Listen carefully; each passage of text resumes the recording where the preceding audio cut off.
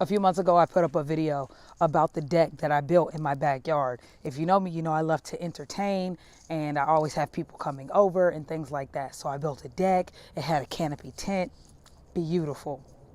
And a few months later, we had a windstorm when I was out of town. Come back, half the tent is destroyed.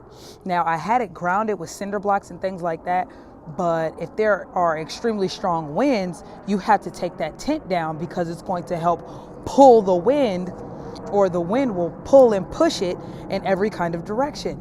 So when I came back, I saw that there were holes in it and things like that, and I was like, man, that's crazy. But also I noticed that the deck itself started stripping like this. Now, this is what my deck looks like today. This didn't happen on the first go round. After the first go round, instead of taking the tent down as the weather was changing and instead of replacing the boards, what I did was I left it and I said, I can patch the holes when the weather breaks, it'll be okay.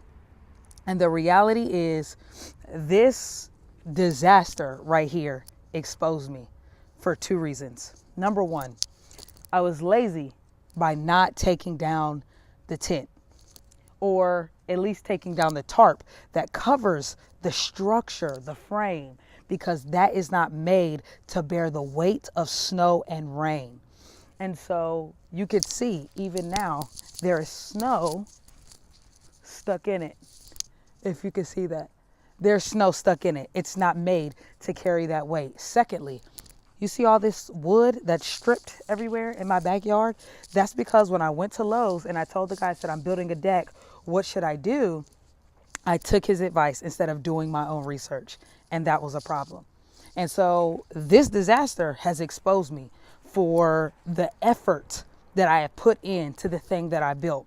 Now, the reality is I could say, that's what I deserve, let it be, just tear it down.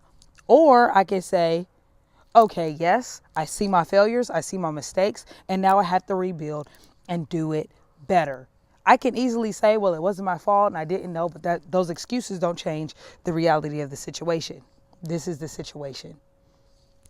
I'm out here, I'm about to clean it up. And really what took me so long is because the way this looks is how I felt when I saw it. And I just was like, man, dag.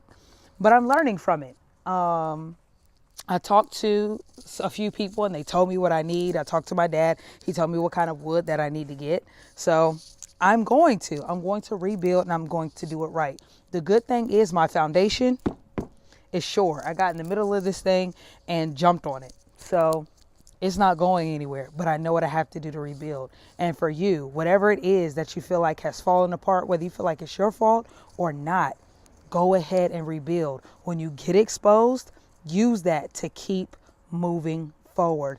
Use that to do it bigger, to do it better than you did before. Learn from your mistakes and keep it pushing. Peace.